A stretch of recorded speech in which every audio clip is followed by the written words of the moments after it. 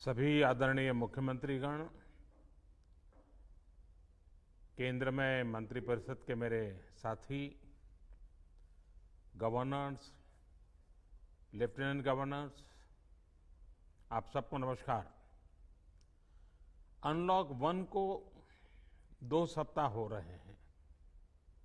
इस दौरान जो अनुभव आए हैं, उसकी समीक्षा, उन पर चर्चा हमें आगे के लिए बहुत उपयोगी हो सकती है। आज की इस चर्चा में मुझे भी आपसे काफी कुछ जानने का अवसर मिलेगा। ग्राउंड रियलिटी क्या है उसको समझने का अवसर मिलेगा। आज की चर्चा के निकले पॉइंट्स, आपके सुझाव देश को आगे की रणनीति बनाने में अवश्य मदद करेंगे। साथियों, किसी भी संकट से निपटने के लिए टाइमिंग का बहुत महत्व होता है। सही समय पर लिए गए फैसलों ने देश में कोरोना संक्रमण को नियंत्रित करने में बहुत मदद की है।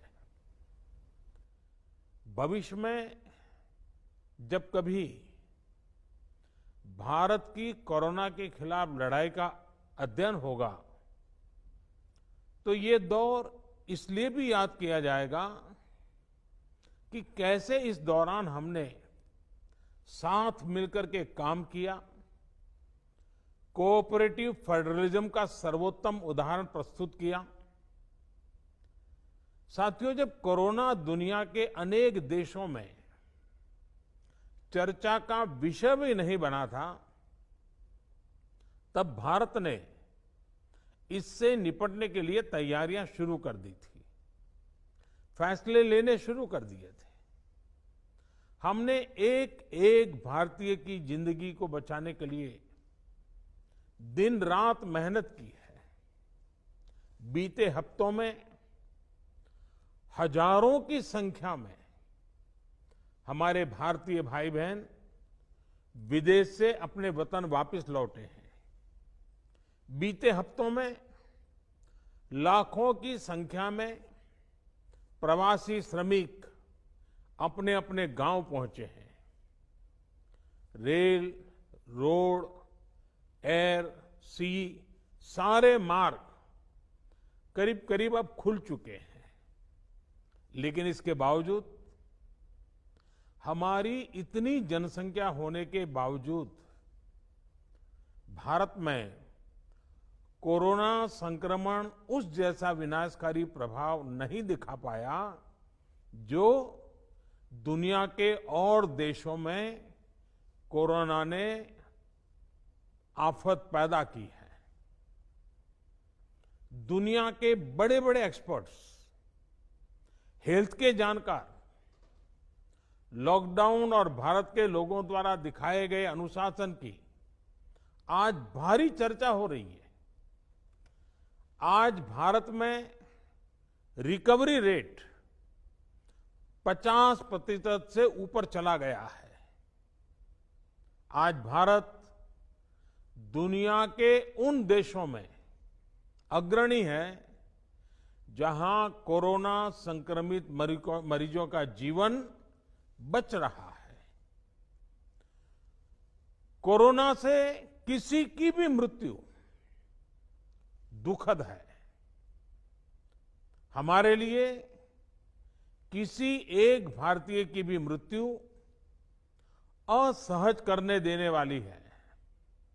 लेकिन ये भी सच है कि आज भारत दुनिया के उन देशों में है जहां कोरोना की वजह से सबसे कम मृत्यु हो रही है।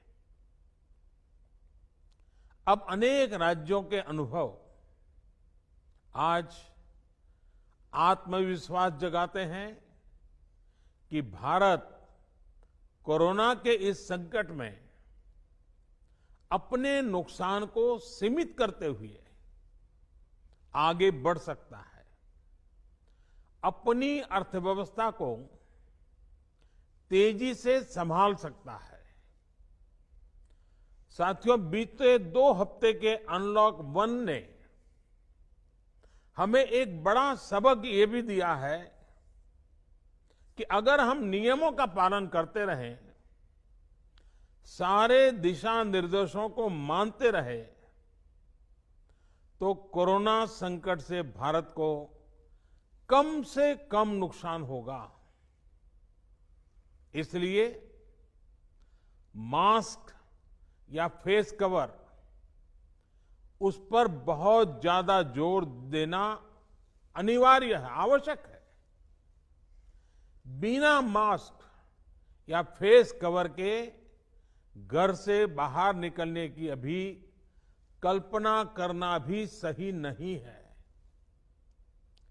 ये जितना खुद उस व्यक्ति के लिए खतरनाक है, उतना ही उसके आसपास के लोगों के लिए भी।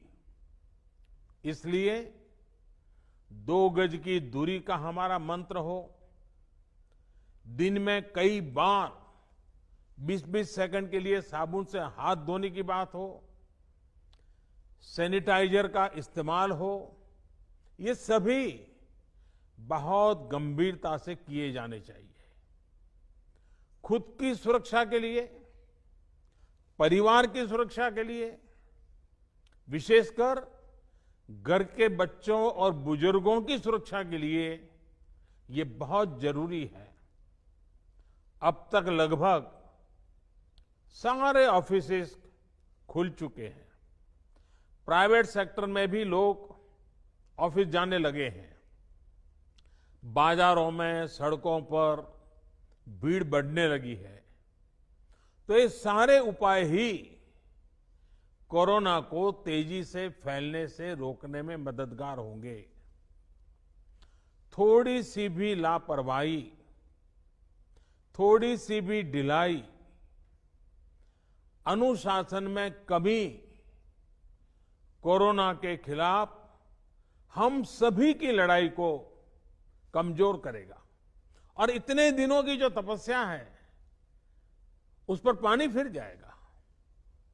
हमें इस बात का हमेशा ध्यान रखना है कि हम कोरोना को जितना रोक पाएंगे, उसका बढ़ना जितना रोक पाएंगे, उतना ही हमारी अर्थव्यवस्था खुलेगी, हमारे दफ्तर खुलेंगे, मार्केट खुलेंगे, ट्रांसपोर्ट के साधन खुलेंगे और उतने ही रोजगार के नए अवसर भी बनेंगे।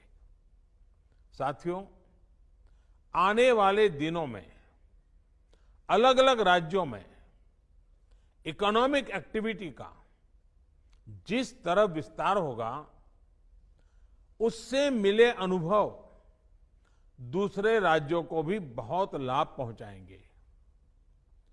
बीते कुछ हफ्तों के प्रयासों से हमारी अर्थव्यवस्था में ग्रीन शूट्स दिखने लगे हैं। पावर कंजम्पशन जो पहले घटता जा रहा था, वो अब बढ़ना शुरू हुआ है। इस साल मई में फर्टिलाइजर की सेल बीते साल मई की अपेक्षा 2 गुनी हुई है। इस बार खरीफ की बुआई बीते साल की अपेक्षा करीब 12-13% ज्यादा हुई है। 2 व्हीलर्स का प्रोडक्शन लॉकडाउन से पहले के स्तर का करीब करीब 70% तक पहुंच चुका है। रिटेल में डिजिटल पेमेंट भी लॉकडाउन से पहले की स्थिति में पहुंच चुका है। इतना ही नहीं, मई में टोल कलेक्शन में बढ़ोतरी होना इकोनॉमिक एक्टिविटी में वृद्धि को दिखाता है। लगातार 3 महीने तक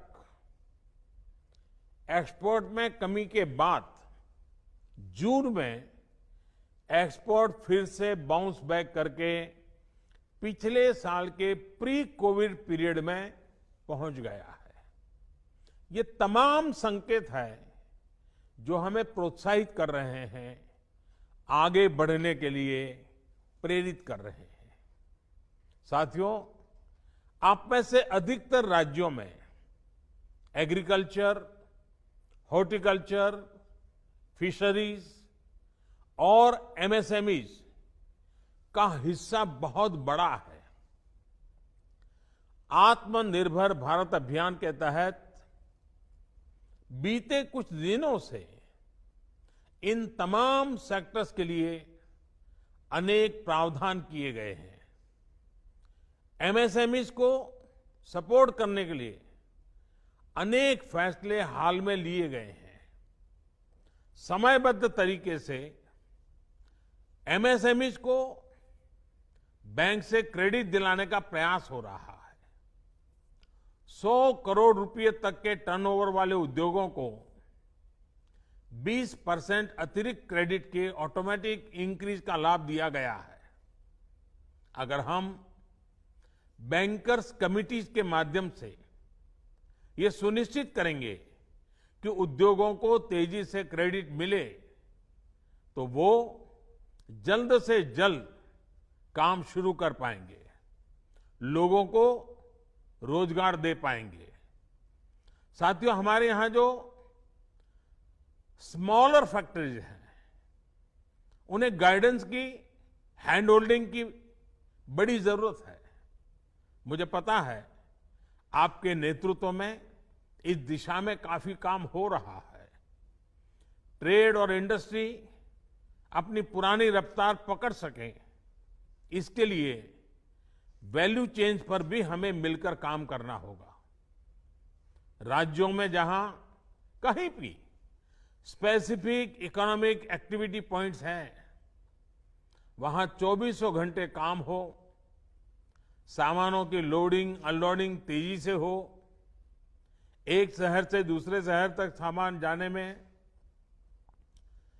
स्थानीय स्तर पर किसी तरह की दिक्कत ना हो, तो इकोनॉमिक एक्टिविटी और तेजी से बढ़ेगी।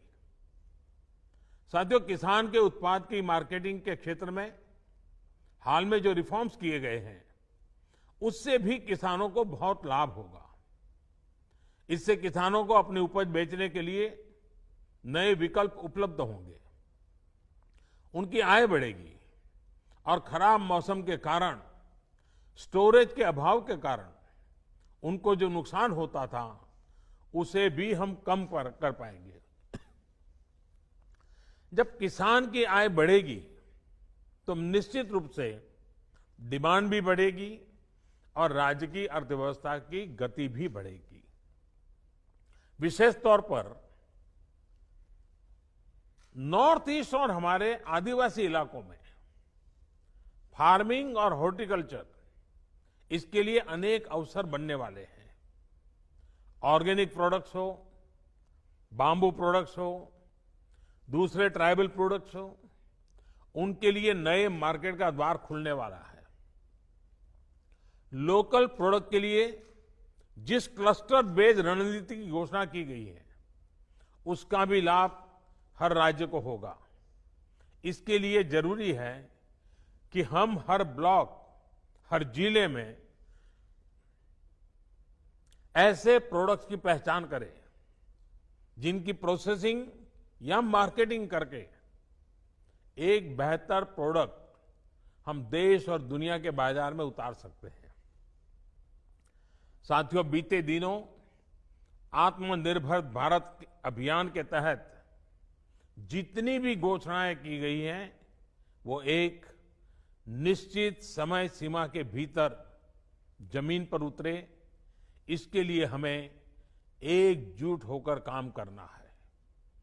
इस पृष्ठभूमि में कोरोना से लड़ाई और इकोनॉमिक एक्टिविटी से जुड़े आपके जो सुझाव हैं, जो तैयारियां हैं, वो जानने के लिए मैं बहुत उत्सुक हूं और मुझे पक्का विश्वास है कि अनुभव के आधार पर आपकी जो बातें आएगी, वो आने वाले रणनीति बनाने में बहुत काम आएगी।